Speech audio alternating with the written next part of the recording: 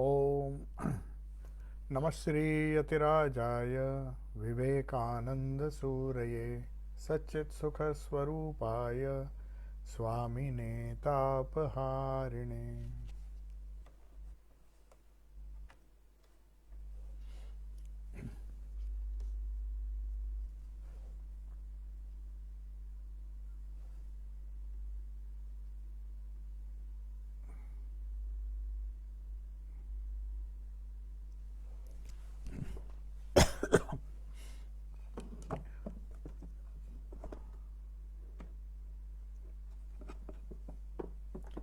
So we were discussing about dhyana and samadhi, the topic that is being discussed now.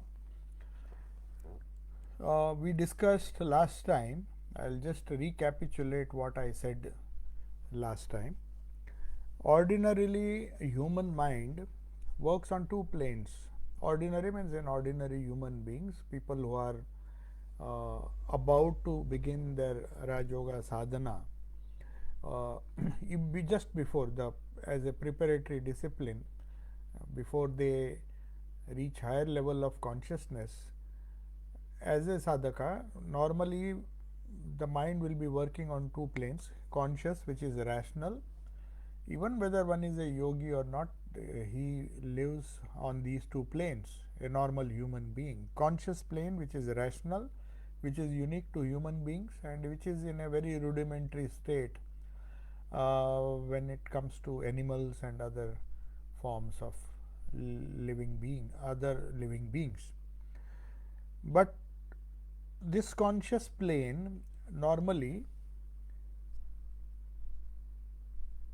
this conscious plane, is everybody able to hear me on?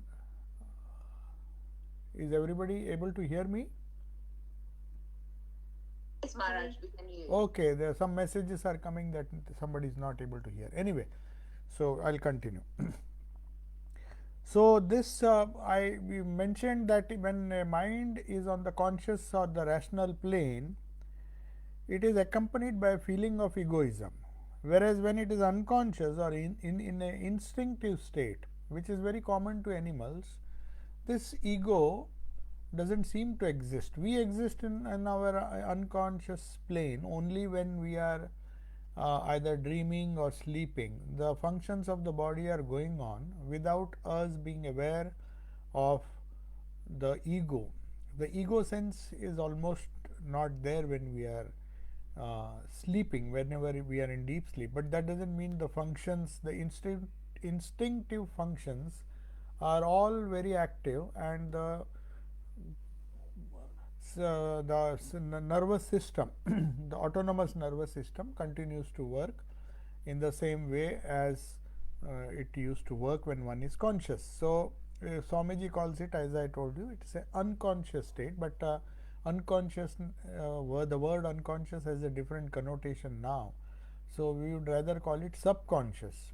So subconsciously we do so many things, right? From even though we appear to be in a conscious plane, many times when we, especially when we daydream, when our ego is not very active, we just surrender to the subconscious.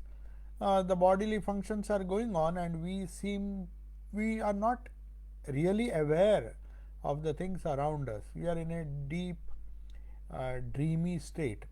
So that is also when the subconscious becomes more prominent than the conscious plane. So though we say man is a rational being and he is on the conscious plane, it's not necessary that he is on the conscious plane all the time.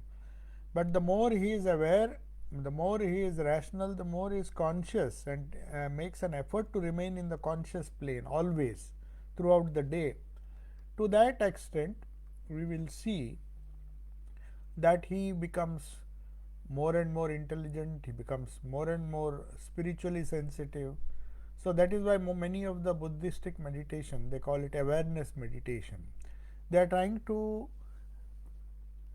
tell the sadhakas that you should not lose your awareness and sink, or maybe sink down to the level of subconsciousness and just remain instinctive in your life. Many things we do instinctively. For example, when we get up, just get up from the sleep, we just mechanically go to the toilet and our brush our teeth. Many times we are not even fully awake, fully aware of what we are doing, but we just do it because it has become a habit over the years.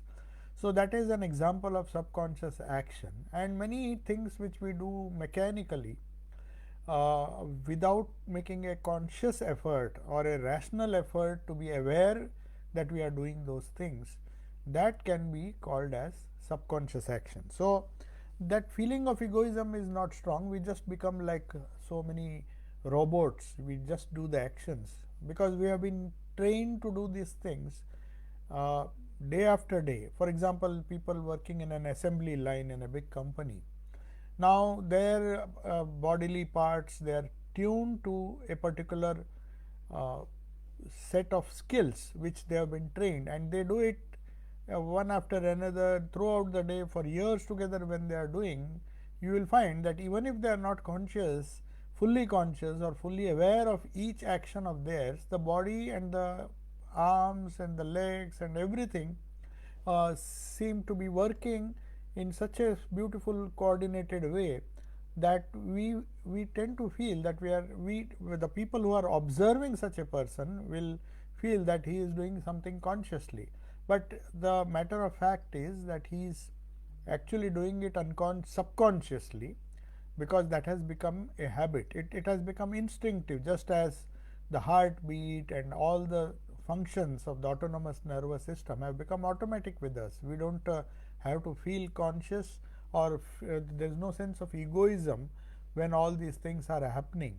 So when the ego comes, when we are totally aware of every action of ours, which the Bhagavad Gita also tells us to do, then alone we are fully conscious. So there is a word which is very often used in our Shastras, prajna aparadha. Prajna aparadha means uh, prajna means awareness or consciousness. So when we somehow uh, do not do our work consciously, do it in a mechanical way, we call a prajna aparadha. Aparadha means a mistake. We are making a big mistake, or we do a big mistake by doing things unconsciously or subconsciously when we could have done it with full awareness.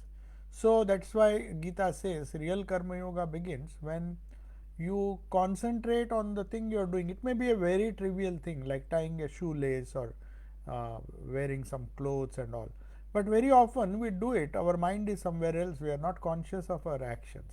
So that is what mindfulness meditation in Buddhism asks you to do. It's a very simple technique. They say all you have to do is be mindful or consciously do all your actions, whether they are trivial or whether they are skillful, whether they require a great degree of skill or not. You have to do it with the same consciousness, same awareness or same mindfulness, which is a very, very difficult task. It appears to be very simple. You ask anybody, he said, no, I am mindful throughout the day. But if you see, we are not mindful. If we are really mindful, then we will never make any mistakes. That is, that mistake which we do, that is known as prajna aparadha.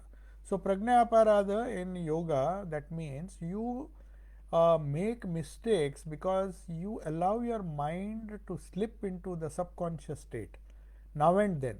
That slipping away from the conscious state to the subconscious state, which happens throughout the day, is responsible for all our mistakes. So true karma yoga, Swamiji says in his karma yoga that let make the end and the means the same. If the means are perfect, the end will come. But very often we are so conscious about the end state, we want the result immediately. We are not patient enough to do the work with full awareness, and that is why our work does not become karma yoga. It is mostly karma bhoga, and that's why we suffer. Our work is that we do lots of work, but we do it as a skill. We may be one of the most skillful people, and there are some people who can even do surgeries or do some scientific experiment with the skill because they have been trained doing it over and over and over again.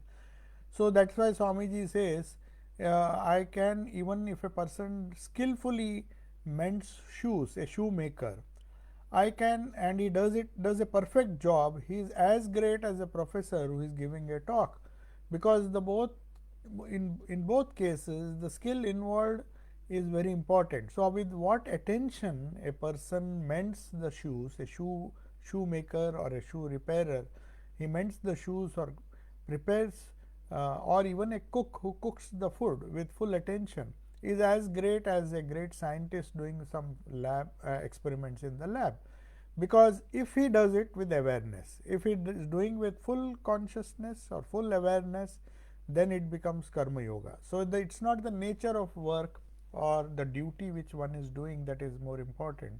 It is the way we do. If we perform very skillful actions in an absent minded way, because they have become automatic with us, we will be just robots. A robot can do wonderful work. You see, robot will never make a mistake, but that doesn't make it a karma yogi. So many of us, if I am taking some time to explain this, because this is the essence of what Swamiji is going to explain about dhyana. Why can't we meditate? One of the reasons is we have not prepared ourselves to be mindful during our waking state throughout the day. If we practice that mindfulness, that's why many very often Swami Bhuteshanandji, when many of the brahmacharis from training center used to go and ask him questions that I am not able to meditate and I am not able to focus my mind, he said, first you practice. He used to suggest that everybody should read a book, a very nice book, The Miracle of Mindfulness by Thich Nhat Hanh. It's a famous Buddhist monk who wrote this book. This book was originally written for the prisoners of the Vietnam War, and the prisoners were very much depressed. So he found out a solution and he circulated his notebook, which will later on were converted into a book, The Miracle of Mindfulness. He said, you just do as prisoners, you have to spend your time here. You do not know. Your release is uncertain. So when you are released, of course you will be free, but till you are free, how do you spend your time? Don't unnecessarily brood over your future, because that's not going to help. You may plan and you may do so many things, but there are certain circumstances which does not enable you to take certain decisions. You are prisoners.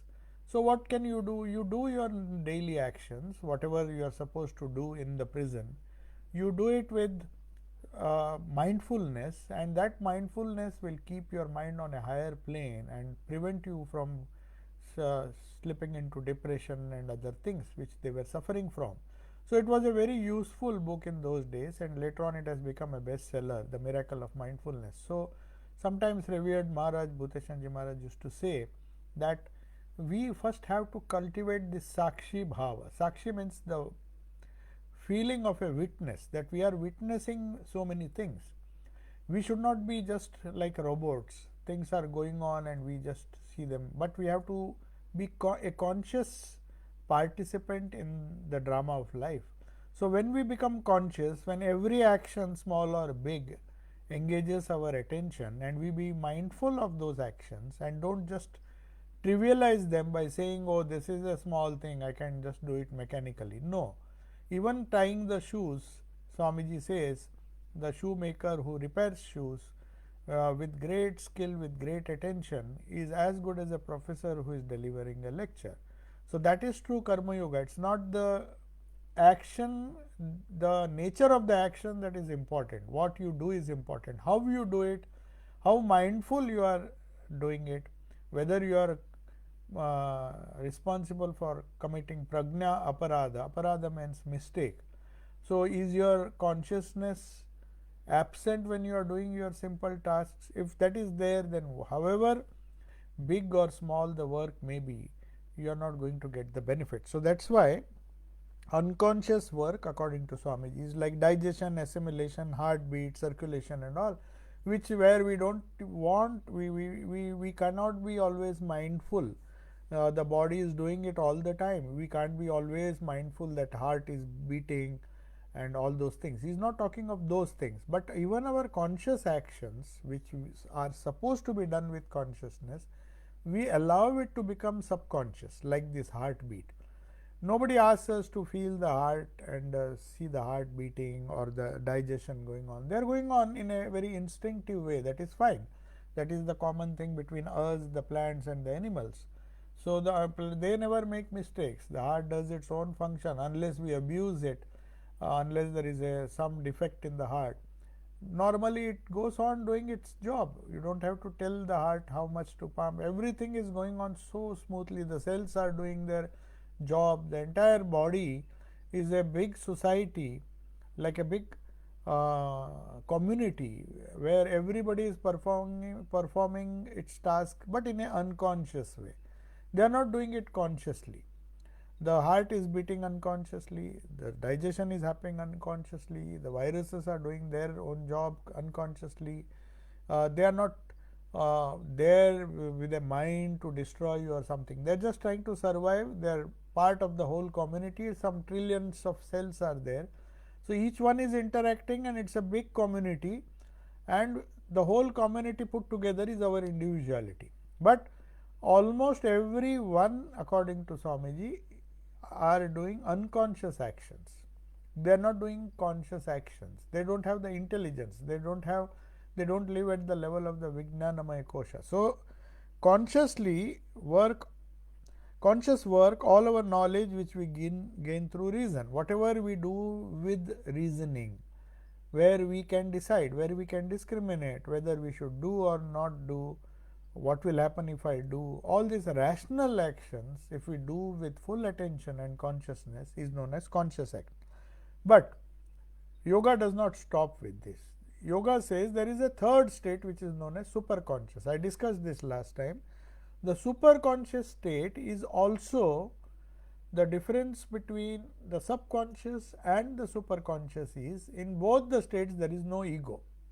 Ego is there, according to Swamiji, only when we are conscious. When we are doing conscious actions, consciously we are scolding somebody, consciously we are helping somebody, that is the only time when we are doing conscious.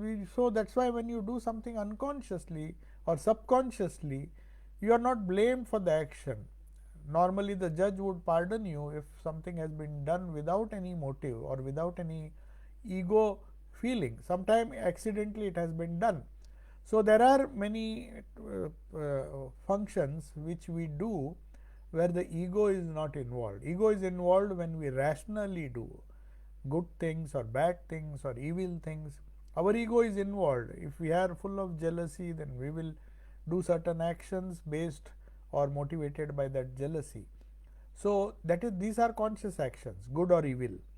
So that's why Swamiji says the unconscious also works below the conscious plane.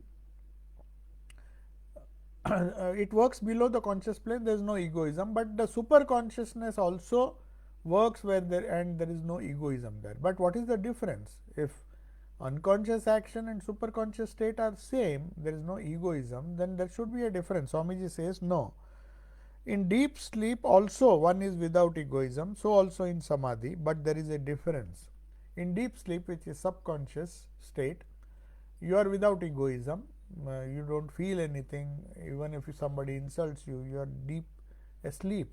All the functions are going on, but you are fine. I mean, you are not consciously able to register anything. Even in samadhi, which is somewhat like sleep because there is no ego, but the difference is, Swamiji says, there is no transformation in the personality. Even if you sleep for 8 hours a day, when you get up the same person. Your habits have not changed, your nature has not changed, your prakriti has not changed. So all the things which you do, they remain the same when you come back from sleep. Whereas Swamiji says, if a person has through yoga entered samadhi somehow, where there is no sense of ego, when he comes back, you can see a huge difference in that person.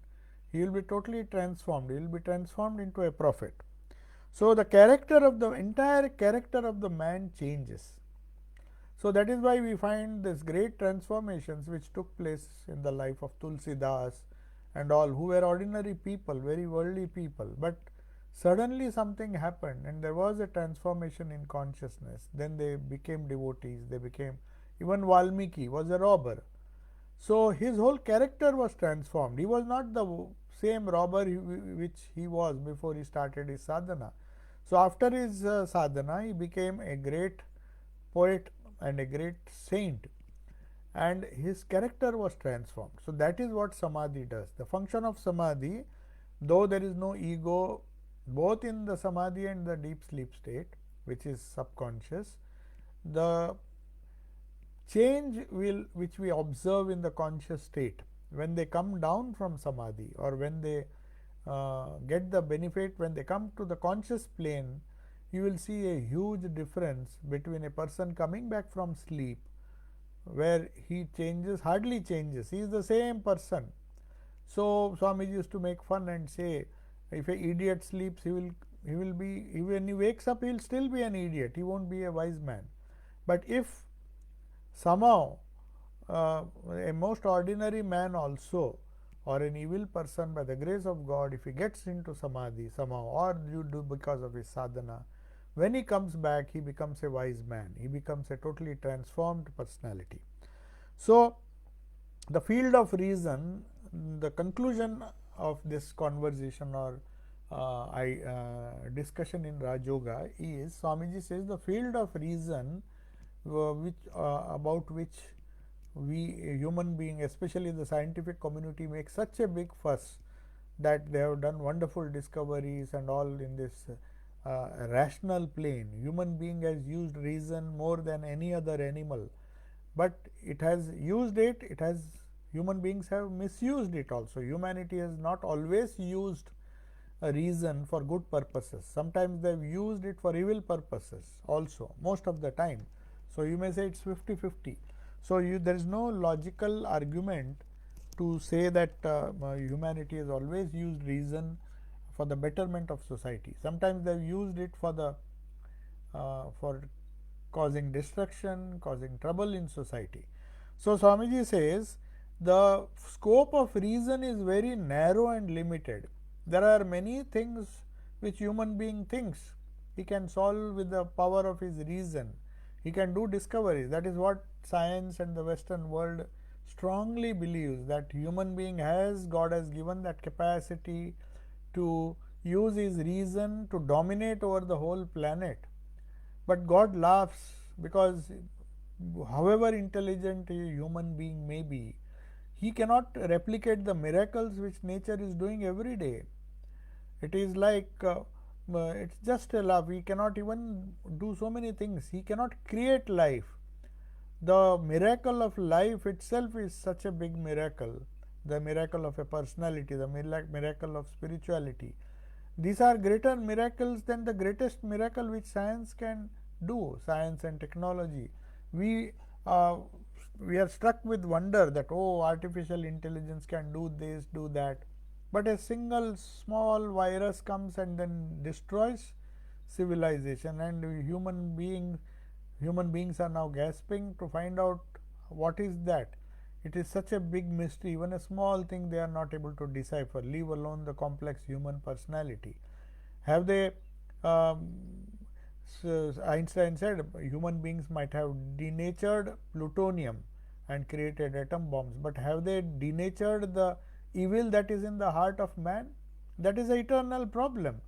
We know for time immemorial these evil people are creating havoc and trouble in society, and so many systems, so many social systems, so many legal systems, so many isms, political systems have been put in place to control human beings. But still all the evil qualities, they go from one place to another, one geographical place to another, or one human being to another, but somehow the sum total of good and evil seems to be the same. Only the nature of evil changes. Previously they used to fight with clubs and swords and stones, but now they are fighting with missiles. That's the only difference. But the evil in the heart of man, that has not been denatured. Science can denature plutonium according to Einstein, but it cannot denature the evil that is in the heart of man. So The ultimate questions, according to Swamiji, like is the soul immortal, is God there, is the supreme being, is this Prakriti and all the things which we discussed, the Panchakoshas, the different levels of human perception. Now these are subjects of yoga which requires a different kind of skill to understand. They are the intelligence that is guiding the universe. Vedanta tries to explain, give a rational explanation for these things, if we have the patience to understand. But they are all beyond the field of reason. They are all based on experience. That's why Sri Ramakrishna did not like too much of argument. He says, I can see this, I can see these experiences, and I can give these experiences to you also. When Naren asked, can you prove to me God exists? He said, what is there to prove? I can show you. When you perceive God as you perceive a stone or a plant or a human being or an animal, when you perceive with your own eyes, with a different kind of sense perception, of course, not through the ordinary senses, as Sri Krishna says in the Gita, I am giving you the Divya Chakshu. Divya Chakshu means divine eyes, and with the help of that, he saw the cosmic form of the Lord. So also the answers to the questions which are plaguing humanity. What is there after, what happens to the soul after death? Is there a soul? Is there, what truth is there? What is the meaning of spirit? Is there some higher existence? What is the nature of subtle body, subtle existences? What are the different planes? All these things are answered by the systematic practice of yoga. When you uncover the different dimensions of your personality, which seem to open up as you go, focus more and more, purify your mind and make it more and more focused. As a result of dharana, when the state of dhyana is reached, then many avenues are opened. That is what Swamiji says. But they are all beyond the field of reason. Now, if you say rationally, can you explain? How can you explain some things rationally? If you are seeing it, you are just seeing it. You can't rationally explain why milk is red and why these things are happening. Of course, you can give an explanation, a chemical explanation. But the deeper you go, you will find that there is a lot of confusion. You don't know the exact nature of why the virus mutates, why these things are happening. Then you find a solution for that, then something else happens, some other problem comes. You think, oh, this social system is very good, this communism is good or capitalism is good. You follow it for some time and then there is some problem, and then you go to some other theory. So science, though they claim, they swear by science by saying the material science can solve all the human problems. No, they can't. They can solve or mitigate to a certain extent certain problems which plague us. Simple things they can do. Even they can do some complex things as well. But they cannot hope to solve all our problems. They can't solve the problem of depression. They can give you medicines to control it, but they can't solve it. There are so many problems. They can't make a person good, a bad person good so easily. No matter how much counseling you do or how much psychology you teach, it's not easy to change the nature of a single person. So leave alone the whole society. So there are many things which are beyond reason and beyond philosophy. That's why Shakespeare said there are many things in this universe which are beyond the field of your reason. So that's why Swamiji says the intelligence that is guiding the universe, the immortal soul, God, supreme, the other things, they are beyond the field of reason. And then Swamiji says human life will be purposeless without answers to these questions. All ethical theories, morals, greatness in human nature have been molded by the answers that have come from beyond the circle of consciousness, from the superconscious state.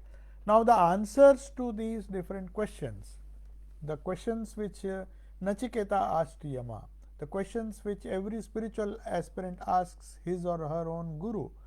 Now all these questions you will find cannot be answered by reason. You cannot answer somebody rationally why there is evil in society. This question has been asked so many times in the gospel. Why God has created everybody evil people if they are creating trouble? He could have created only good people. So rationally we can't answer. One has to look at these questions from a superconscious plane. So Swamiji says that knowledge which comes when one reaches the superconscious state, they give answers to all our ethical theories, moral theories, and that's why we say we believe in the Bible, we believe in the Jewish scriptures, we believe in the Granth Sahib, because they are the outpourings of people who have touched the superconscious state, and from that when they come down, these prophets have given some commandments or some theories, following which a lot of human beings have become good natured or become excellent human beings. So the validity of those teachings cannot be established by reason. The Upanishads cannot be established by reason, though we can rationally study them. Swamiji says, when you take Shankaracharya's Bhashya, he will say Pramana. What is the proof? He says Shruti is the Pramana. Shruti means the Upanishads. Because once we accept the position that these Upanishads, this Gita and all these wonderful scriptures have been benefiting humanity from time immemorial, then there is no reason to disbelieve those scriptures. And our prudence or wisdom lies in the fact that we accept these things, maybe as dogma in the beginning, but a kind of rational approach to religion through yoga is a better approach. You can take these theories dogmatically, and because my religion says that, I will believe in yoga. Not like that. In this Raj Yoga, Swamiji says you can test, you can use reason, but at the same time you have to remember the answer will come from the superconscious plane, which is beyond reason. You start with reason, you logically analyze all the steps, asana, pranayama and all those things. Logically these things have been very nicely explained. You practice it, you practice dharana, you practice pratyahara, and when you have done with all these steps, then you come to dhyana, then you see certain things from the superconscious state. You reach that superconscious state, and then the answers to all your questions you will get yourself. That is what this science claims. Swamiji says here you can be rational, that the yoga Patanjali or this whole yoga system says don't take us at face value. You practice it. Once you practice it, you will get a clear answer whether it is true or not. If it is true, you accept it. If it is not true, you are free to reject it. That is what science does. That is why Swamiji says this life is a very short play, a mere combination of matter. Then why should one do good? If that is what the materialists say, why should I do good to somebody? Let me enjoy, and this matter, the moment by hook or crook, if I enjoy this world, after I die, nothing is going to matter to me. So why can I not make the most of this life when I am alive, even if it means cheating some people and somehow enjoying making money and doing this. So that's why that famous materialist in America, he told Swamiji that my life is like we believe, our philosophy believes as materialists, as capitalists and as materialists, to squeeze the orange of this world.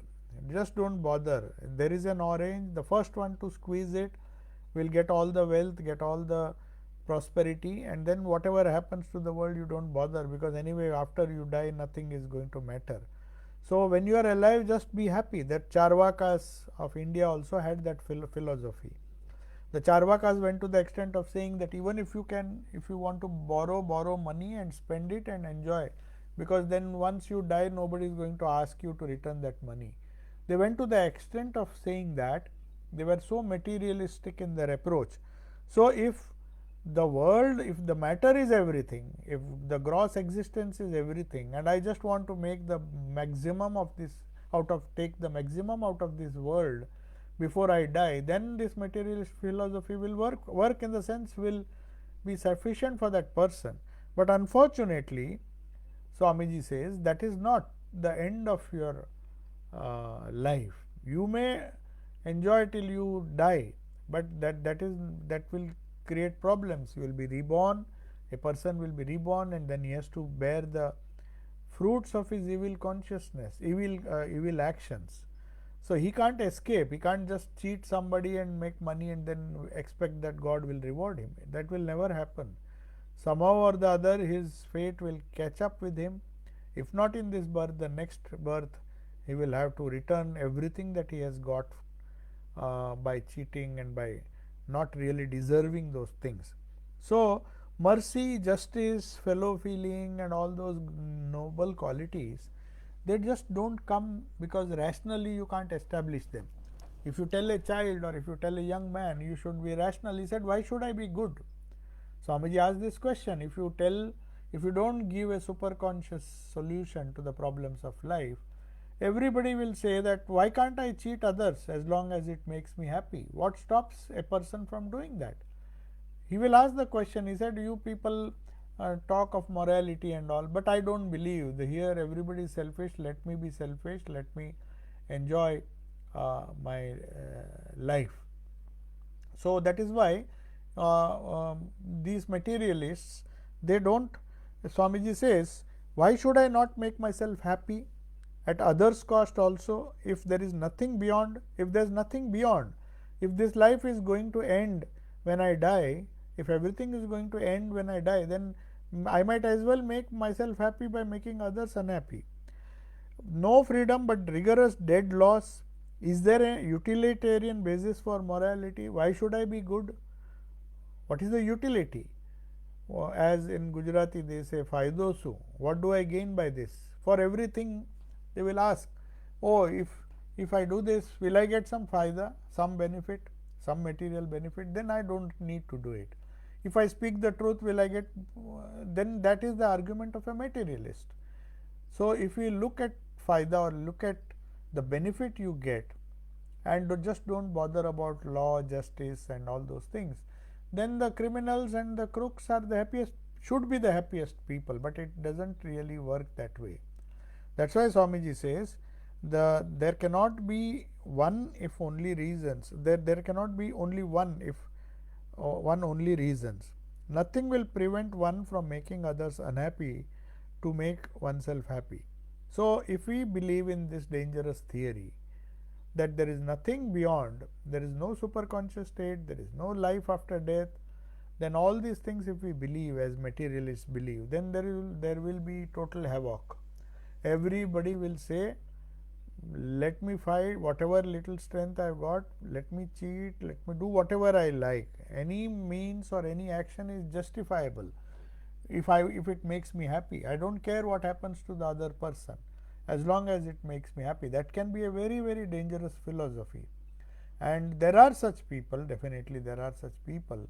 So God has his own mechanism, I mean the divine has its own mechanism to destroy such people. That's what happened in Mahabharata. When the adharma is more than dharma, the balance is disturbed, then nature has its own way of creating a equal level playing field. If too many evil people have the upper hand, then nature strikes, because nature likes harmony. It maintains a balance between good and evil. So that's why, but these solutions, these answers, or these questions can be answered only from the superconscious plane. That's why the scriptures, the Upanishads, and all those things which are outpourings of the human mind when they have reached that superconscious plane, can be a very good guide and can be a very safe guide for us, for all people, whether they experience yoga or not. If they just believe in the words of these great yogis, these great avatar prophets, then they will understand that whatever they said is not said in vain. It has been practiced for centuries, it has been practiced by thousands and thousands of people, and they have converted these people, however evil they may be, into good people, wonderful people, unselfish people. Now, those who, Swamiji says, but still reason has a plane, reason has a place in our life. It's not that we have to go beyond reason, but we should wade through reason to reach that superconscious plane. Why? He says, if somebody asks me, why should I be unselfish, as we discussed just now? If I am very selfish person and if I am happy, then why should I become unselfish? Now a materialistic person will ask, so is there a reason, is there a particular reason a saint or somebody can give him so that he can answer this question? Swamiji says, the answer cannot be given by an utilitarian. If the person is just gross and he believes only in materialism, he can't give an answer, because there is no answer. If somebody thinks the gross life is the only life, the material gain is the only gain, making money and by hook or crook is the only life that can be led, then there is no point in arguing with a person. And there are people who are doing that. The thousands and thousands of people who believe that. He said, I don't believe, I don't want to believe. Only when the problems come, only when they find that this materialistic approach is not good, maybe in some other life, in this life they may seem to enjoy, or they may be seen to enjoy things, but when the fate catches, their karma catches up with them, then they will find that things are not so easy. You just can't get everything done as you wish by trampling upon the rights of others, by breaking rules, by breaking by not paying any heed to justice and all those things. So when you don't believe that this karma will catch up with you, then you do all these evil acts. Then when a person becomes evil, and then he has to bear his consequence. That's why Swamiji says, the answer is not even in instinct, not even reason, but all inspiration for the unselfishness of the prophet or saints have come from the truths they received from beyond the circle of reason. The moment they went beyond the circle of reason, they did not wait for answer. If you ask a person who is always helping others, who is always very unselfish, anybody comes to him, he is ready to help him. Now if you ask him, why are you doing it? Sometimes it may not be good for you. You are just going on helping without looking after your own selfish interest. There are people who will advise him like that. But he says, no, I know, because he has reached a state where unselfishness is itself treasured by him. He feels that unselfishness is the goal of life. So such unselfish people who sacrifice their own life for the sake of others, they get a different kind of joy, they get a different kind of motivation, they have a different kind of motivation. But that motivation, Swamiji says, cannot come through reason. No amount of rational explanation can make a person unselfish. You can tell him rationally so many things, but unless that inspiration comes from beyond, unless God inspires him to makes him unselfish, makes him empathetic towards the needs of others, unless that happens in his life, there is no transformation. The yoga teaches that this knowledge came to them from beyond reasoning, but it came from within. It did not come from the skies, it did not drop from the skies. The knowledge was within. Only thing is, through yoga, through meditation, we have to rediscover this wonderful knowledge which makes us far superior than animals, and transcend the gross and go to subtle and subtler existences or levels of personality which will make the life meaningful. This transcendental state may come in various ways. Some may acquire it systematically, others may stumble upon it. That is why experiences vary from person to persons of different countries based upon the inspiration they get. Now, the normal way according to yogis is to systematically follow yoga and get these superconscious experiences. But there have been instances when one has simply stumbled upon this. You may say it was his past good karma. Say Valmiki, for example. He was a robber, and Narada comes and tells him, you please give up this. Why are you doing it? He says, I am doing it for my wife and my children and my parents, aged parents. If I don't rob, if I don't earn money, how will they eat? They will all die. So Narada was very intelligent. He tells Valmiki, okay, that is the rational explanation. Valmiki, before he became Valmiki. He was a robber. Ratnakara, his name was. So that thief Ratnakara says, yes, I do it only for my family. It's not that I want to be bad, but there was no other way of income, so I just do this robbery so that my family can be happy, my parents can be happy, my children can be happy. So then Narada tells him, oh, he is so unselfish, he is trying to do all, he says he is doing it for the family, not for himself. Then he said, okay, if you are doing for the family, now because you are doing all these evil actions, you have to incur some sin based on your actions. He says, yes, I am doing it, but I am doing it for my family. Then he says, okay, go and ask all the family members for whom you are robbing people and getting all the bad karma, which because of which you will suffer. Valmiki at least understood that. Ratnakar understood that. And then he said, go and ask them if they will partake of a little sin. I mean, if you have killed somebody, then will all of you take a share in the sin which I have committed? Because if you take the share of the prosperity of the money which I am collecting for you, earning for you, then you have to share the evil consequences also, my evil karma. He says, yes, definitely they will share. That's what Ratnakar thought, Valmiki thought. So Narada says, that's what you think. Go and ask them. They are taking all the benefit from you, but they will not take the risk and the other problems, the bad karma. You have to bear the fruit yourself.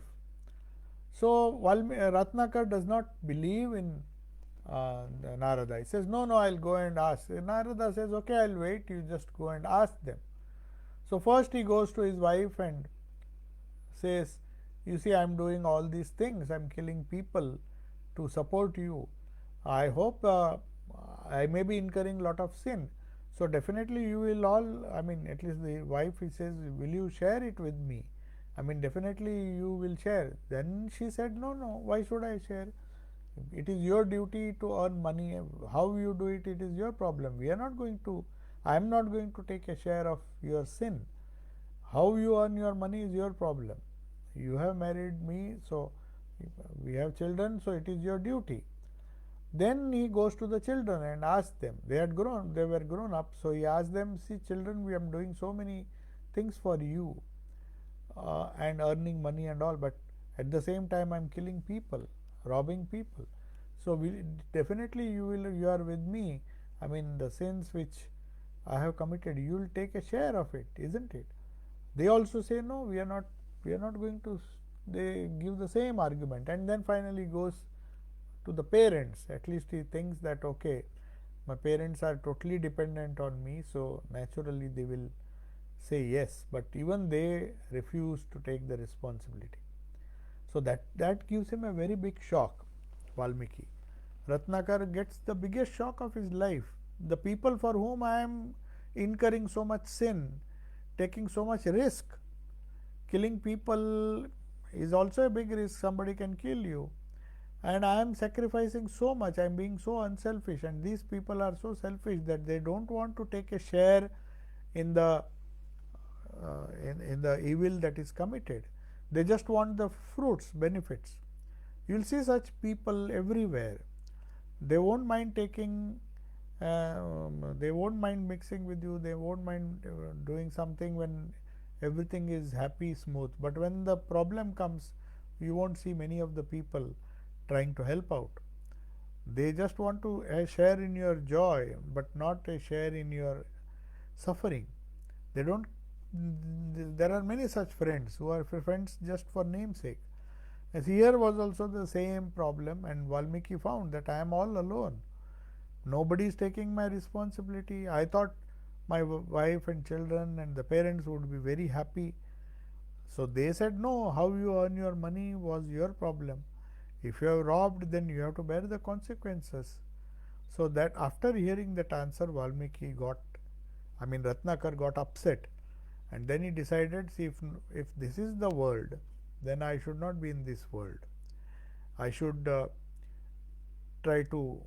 Then Narada gives him the mantra, and then he goes on. Narada is like a guru to him, and he then becomes the immortal saint Valmiki. So the same thing happened in the life of Tulsidas also.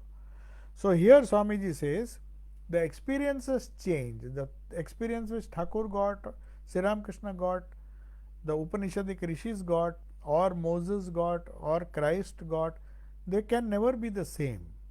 But certain basic principles will be same, like purity of mind, unselfish work, not harming others, ahimsa, and all those things which are common to the Hindu traditions. Most of them are accepted by other religions as well. That's why, depending on the difference in experiences, spiritual experiences, Christ must have seen certain visions, Muhammad must have seen some other visions, Guru Nanak would have seen some other visions or had other experiences, not just visions. They all would have had some experiences which made them useful for the sadhakas, and we have to accept them as face value, because we know we get a lot of inspiration from these people's writings. For example, Valmiki wrote the Ramayana. How many innumerable people have been benefited by this Ramayana, Mahabharata, because the wonderful spiritual wisdom of yoga, all the yogas, is concealed in these stories. They are not just mere stories. So we have our Puranas and all those things. If you take up any book, they all discuss with this superconscious knowledge, according to Swamiji, and that changes because of the different experiences of different people who have recorded. So Swamiji says, don't bother about it. There will be changes, there will be different theories, but each of these theory will somehow connect with each other, because they are all valid things. It's not that what Christ said or what Buddha said. The language may change, the context may change, and the content also of these scriptures will change. The Upanishads will speak something which a Westerner would not understand, or if the Bible says something, perhaps the people who read the Upanishads will not understand. So in any case, these things come from superconscious plane, but Swamiji says, since they come to different people belonging to different cultures, the experiences vary. So the knowledge is got by the mind by its own nature. As Swamiji says, the mind, depending on its own nature, gives out these wonderful teachings. But it is interpreted by those people. What Moses interpreted, what Jesus interpreted, whatever experiences they have, that will change according to the culture and education or the belief of the people. I mean, they belong to a certain culture. Moses belonged to the Jewish culture.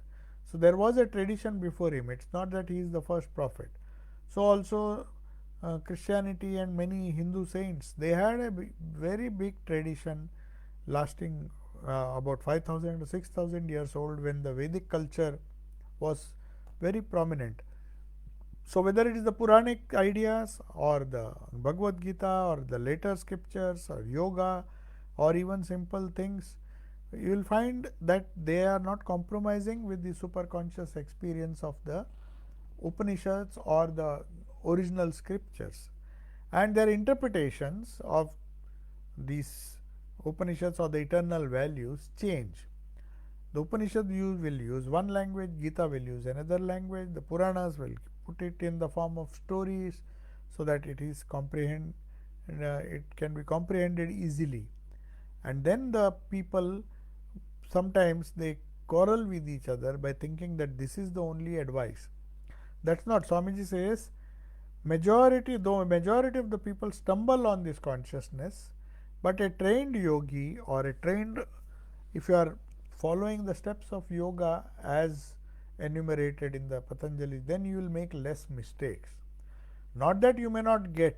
There were many sadhakas who had to do very little japa and suddenly they got this revelation, or so that all may happen directly, but it has to be interpreted in a proper way. Otherwise, we will take many of their teachings of Upanishads, Gita, and the Christ's teachings and all. If you just take a stray quotation, you can't understand.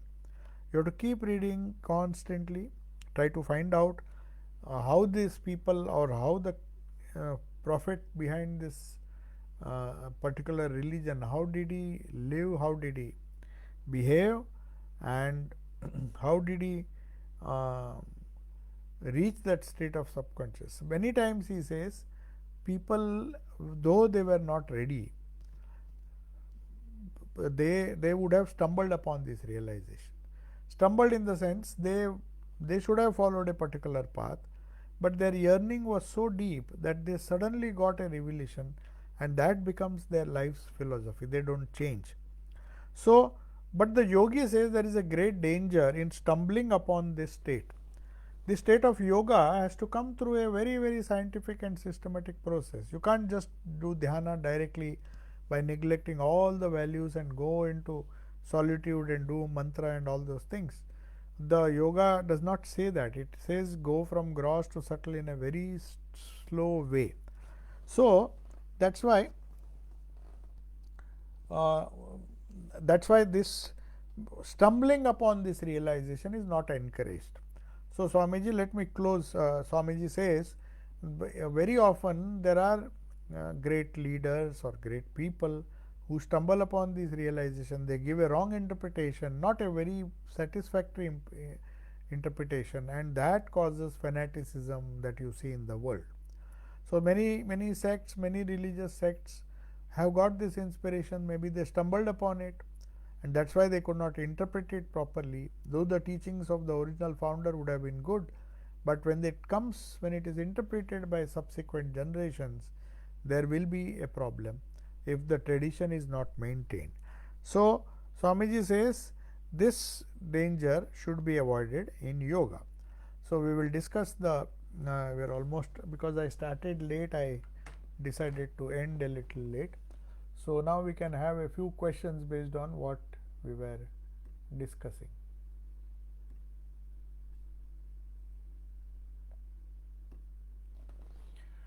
We can have a few questions. Yes.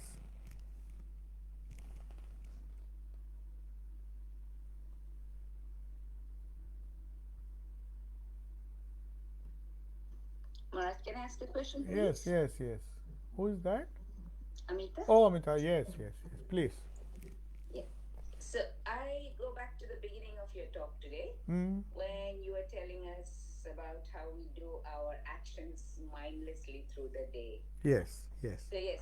Not all of us, not all of us, I but know. a majority of the humankind, yes. Majority of us do majority of the actions not very mindfully. Mindfully or Okay. yes, yes, So yes, yeah. So most of us are guilty of this, I think. yes. I definitely am. So on a pragmatic level now, how do we get started on this mindfulness? Mindfulness, first it has to be, it's a very simple thing. You just start practicing from today. Mindfulness, if you read that Miracle of Mindfulness, he says you get up in the morning, when you brush, he gives a very practical advice. He says when you just brush your teeth, can you just brush it with full consciousness without thinking of 100 things? You may have to prepare breakfast after 15 minutes, but right now you are brushing your teeth, so can you not focus on that particular action and brush your teeth, and when you finish that, then you decide, now let me do the second thing, and that is preparing breakfast. And when you are preparing breakfast, if the idea is there should not be multitasking. But unfortunately, this society or maybe the hectic nature of our society is such that we are forced to do some kind of multitasking, and that is why Swamiji did not like that. You know, when he was reading the Pickwick paper, somebody was standing near him, expecting Swamiji to respond to him.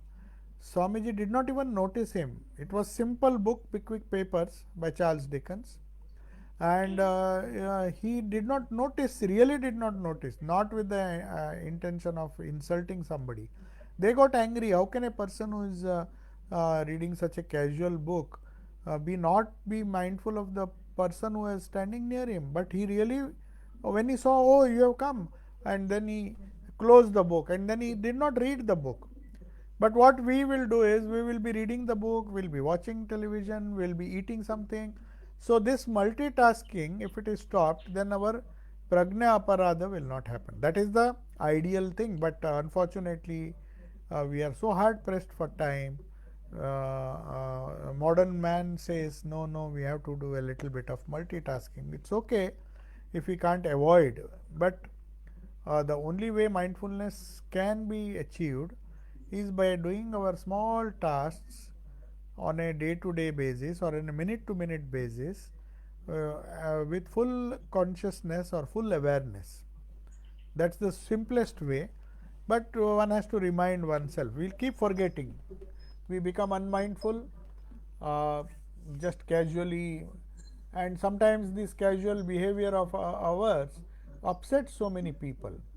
We may not intend, but if we are mindful, we will be very careful with our words, with our actions, and there are less chances of clashes and problems, misunderstandings. So that is how I feel. I mean, if you read that book which Bhuteshan used to recommend, The Miracle of Mindfulness, it says the same thing. It says when you are gardening, for example, for about 15 minutes or half an hour, don't let the other things occupy your mind. Just focus on that gardening, whatever work you are doing, and as if that is the end, that is the whole thing you should be doing it for that moment. Once that is over, take up another task. So essentially, it is giving up multitasking. Yeah. Yeah. And unfortunately, we've made ourselves learn multitasking. And that is ourselves in it. Yeah, then that is supposed to be a virtue actually in modern day, and they teach you how to multitask. Talking on phone, signing checks, and then enjoying some television at the same time, and to add to it, having a quick sandwich in the meeting. So many of the Rotary meetings, they are dinner meetings. There is a talk going on, and it is held when there is a dinner. I mean, you can have a dinner first and then have a talk, or have a talk first and then have dinner later.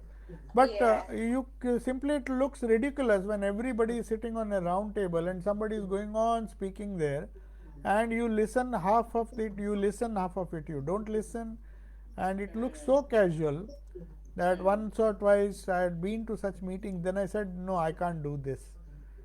Because when somebody is eating when I am talking, then I'd better not go and talk, because I feel like wasting my energy that way.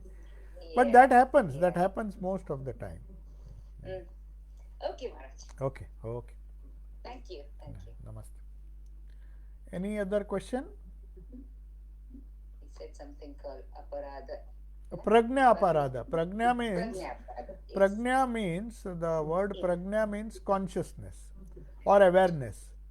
So when you slip into subconsciousness, you are making a prajna aparadha. You have been guilty of losing awareness for that moment. So some Buddhist monks, it's very interesting. They have a very big stick with a very, very nice rubber palm, artificial palm, rubber. And when they meditate or even when they garden, the Zen master will always be moving and observing them very, very sharply.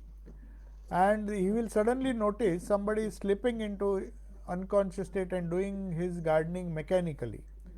And from behind, he will give him a nice slap on the face and just alert him. And yes, I've been dreaming. Thakur's famous example is there. Rani Rasmani was thinking about her court case.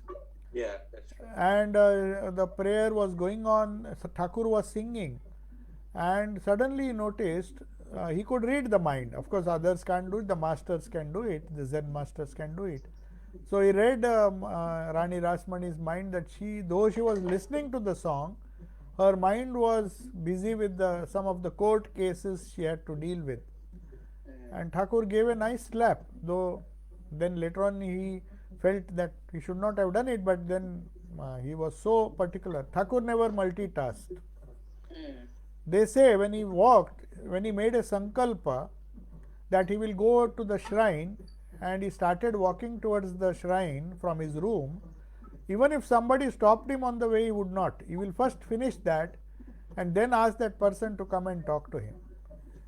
But like us, when we go with somebody on the way, he could not do it. He simply could not multitask because his mind was so focused. So that is a very good practice if we can really do it.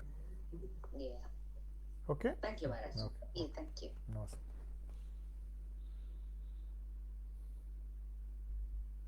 Any more questions?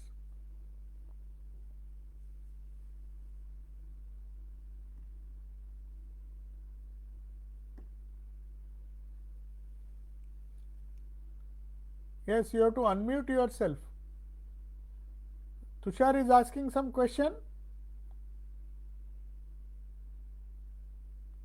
I am not able to hear you. Can you hear me now? Now I am able to hear. Yes. Yeah, sorry, I think there's an issue with my mic.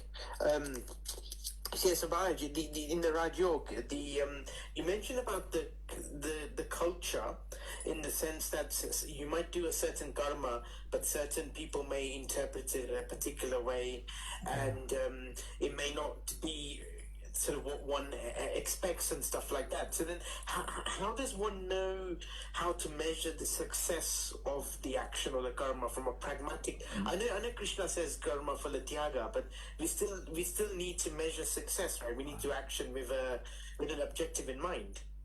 No, I said it in a different context. I said different prophets tell the same truth in different ways depending on their culture. Suppose you are born in India, you will be speaking in a different language or a different way of expressing the divine vision or the divine experience you had. The same thing, same experience, perhaps if somebody is discussed it or told it to the people in the Middle East, they will base it on the local culture. Suppose you will give examples. If you see Jesus and this people, Semitic religions were born in desert regions. You don't get examples of water and all those things. There are some examples, but there was very little water. So, but if you go to some countries where there is water, greenery, so you will get lot of examples from nature. So Thakur's parables, Sri Ramakrishna's parables, if you see, they were taken from the local setting in Bengal. So he will give examples of the pond, he will give examples of the cow, he won't give examples of certain things. That is what I said, that depending on the, not depending on the karma, but depending on the culture. Now to come to the second question, how to measure success, that is a totally different issue altogether. Success cannot be measured by what you achieve. You see, if you say a robot is more efficient, yeah? If you compare a robot with an ordinary laborer who is doing things manually, the robot may turn out wonderful objects, say 100 objects per hour, whereas the man will be able to do only 40 or 50. So if you see, the robot should be a better karma yogi, but no, the karma yoga, the yoga becomes karma yoga only if you have done it consciously. That's why I told Swamiji says that a shoemaker is equally, he can be considered equally successful as a king ruling his kingdom if he has not lost, or if he has not done prajna aparadha. That means his consciousness, he has done wholeheartedly, turned out a beautiful pair of shoes perfectly. He has not done it in a mechanical way. Whereas the king, if he has ruled, he has allowed the ministers to do everything and he is just sleeping away his time. Though he may be a successful king, but he has not done karma. It is somebody else's hard work which has given success. So you cannot measure success. Success is a very relative thing. But if you want to know the parameters or the idea of spiritual success, then the person who does everything consciously, does everything without the ego, with a lot of unselfishness, he turns out better action and he is more successful, though from the worldly sense he may not be successful. You got my point? 100%. Yeah. Yeah. No, thank you, Maharaj. It's sort of bringing the mind and being conscious Yes. in the action, So irrespective of the everything, action, everything that makes for a yeah, conscious doing action. Yes, yes. Om. Om. Namaste. Yeah. If there are no more questions, shall I close for today? Maharaj, namaste. Namaste. I just wondered, when we are trying to build or develop positive samskara, Yes. how would you define a threshold to express or to practice compassion? Threshold? I don't. It's a very strange way of asking a question, but I'm just wondering, when you're trying to build a positive samskara. I got your point, but what do you mean by threshold? I mean, when does that action become a compassion? That's what you want to ask? Yeah. When how does does any one, action for become a instance, compassion? you may be very kind to living beings, non-human living beings, for example. Yes. And that possibly goes beyond the pale. It's kind of going a little out of whack. So how does one balance or cut that compassion so that you keep the samskara intact, but also you kind of control the level of compassion you're showing? How does one do that? Yeah, see, there's no question of balance. When you make progress, you don't even bother about the balance, how much good I should do, how much bad. It spontaneously prompts you. If a person is really empathetic, he can go to any extent. I mean, Buddha could give his life for a small goat. They were sacrificing a goat. So he said, what do you gain by sacrificing this goat? They said, we will get some merit, some spiritual merit, or maybe we'll go to heaven. That is what they believed, some of the animal sacrifices they did in the name of religion. So Buddha was so compassionate. He said, if a goat can give you heaven, if you sacrifice a human being, you will get much better result. So why don't you sacrifice me? Let that goat go. So he was so empathetic. There is no limit. I mean, he was so empathetic that he was ready to give up his life for a small creature, and he did it for 500 lives. If you see the tales of Buddhism, they say to 500 lives he gave up, he sacrificed for the sake of others, to do good to others, and then he became a Buddha. So now you see, where is the threshold? There is no threshold. 500 lives, it's not a joke. We can't even do some good, means we find it difficult to do good for a few years, leave alone giving up a life for somebody, whereas he did it for 500 years. So there is no threshold absolutely. If you see from the absolute standpoint, you just have to understand. I mean, one has to understand that the more you go from gross to the subtle, the more greater your empathy becomes. I mean, empathy is. So Jesus Christ never thought that he had done anything great by just forgiving the person who crucified him, because he knew it's a very, very useless thing, this human body. And he said, because he doesn't know what he is doing, he thinks by killing me is killing my spirit. And he was so happy with, I mean, he was okay with that also, that somebody kills you and you just forgive him. So that is what I mean by increasing the threshold. So what is the threshold for Jesus may not be the threshold for me. I can't go to that extent of allowing somebody to just kill me and just bless him. So that means the threshold is not, you can't put a limit to that. There is no limit to unselfishness, there is no limit to empathy. The only condition is, if one wants to really become spiritual, then they have to give up the gross for the subtle, the more subtle. We give up the gross not because just for the sake of giving it up. We give it because we get something higher. When we get that, we give up that, we go to the still higher realm. And when we find that we have got this wonderful we have reached the level of the spirit which is indestructible, then you don't mind if all the lower things go away, lower aspects of your personality, you don't bother. So that is, you can say, that is the uh, transcending the limits, or maybe you can say the threshold point for everybody. It varies. It has to, my threshold point may be only this much, somebody else's may be much higher. So that is the degree of spirituality which determines this. So it is a difficult thing, because unless you are convinced that you are the spirit, the threshold cannot be raised too much, because people are afraid to give up their physical things and individuality. They are not sure of that spirit, but if one is convinced by the grace of the Guru that the spirit is stronger than anything else, then they don't care. I mean, you will see so many people fighting the battles and giving up their lives, and not caring for their own welfare, the physical welfare. So these are all different examples in life from where we can learn. Okay? Okay. Yes, Maharaj. Okay. Thank you. Namaste. Pranam Swamiji. Namaste. Can I ask a question? Yes. Is it Niti? Yes, Swamiji. Yes. Pranam. Yes. Namaste.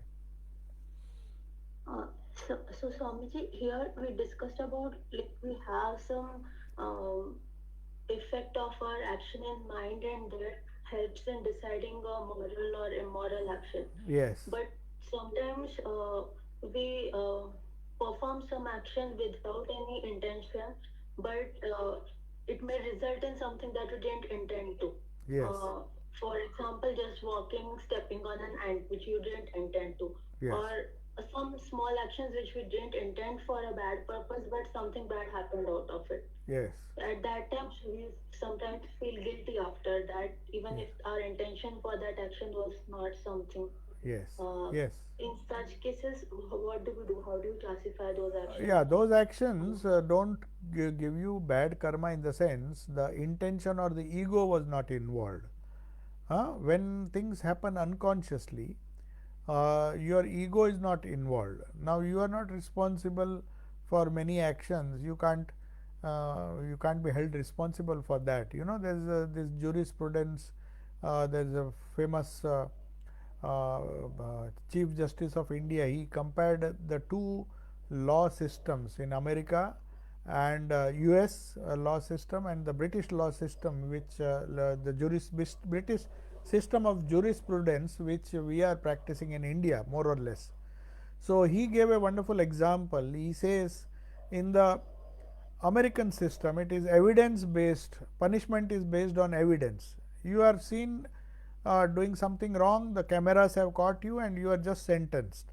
It is all evidence based. If you can give evidence, you are punished, whether your intentions were good or bad. Whereas the British based system, the judge is given freedom to decide whether the motive was there, whether the act was intentional or unintentional. If it was unintentional, then he is given a lesser sentence, a lesser punishment. But if it was intentional, if the motive can be established, then it is. So similarly, in the realm of karma also, the same idea works. If it is intentional, the karma will be more severe. If it is unintentional, the karma will be less. But some karma will definitely be there, intentional or unintentional. That's why prajna aparadha means, if you are committing things unconsciously, that means you are not conscious. So one has to be extremely conscious. That's why you see Jains, they are so particular that they should not kill, they should not do this, not do that, they don't, they go to the other extreme, trying not to even unconsciously do himsa or kill somebody. So that is also there. So consciously, if you are conscious all the time, then there are less chances of committing unconscious karma. That is the crux of this karma yoga. You got my point? So in any case, whether you are meditating, whether you are having devotion, bhakti yoga or karma yoga, prajna aparadha is very dangerous. That's why you do whatever you do with full consciousness, even if you make a mistake. But if you say that, oh, I unconsciously did it, that's not an excuse. Who asked you to do casually? If a surgeon says, my intentions were good, but I inadvertently just went to sleep, or maybe for a second I was just inattentive and the thing happened, one has to be responsible for that also. So that way, if you see, to hold on to the awareness, to hold on to the mindfulness, hold on to mindfulness while doing even small actions can be a very good exercise. You got my point? Huh? Yes, yes, Swamiji. Yes. Okay, so I take your leave now. Om Shanti Shanti Shanti Harihi Om Tat Sat. Sri Ramakrishna. Thank you, Maharaj. Yeah. Namaste. It was an amazing class, Maharaj. Thank you. Thank you. Best on the net. Thank you. Thank you. Namaste, Namaste. Namaste, Maharaj. Namaste. Thank you.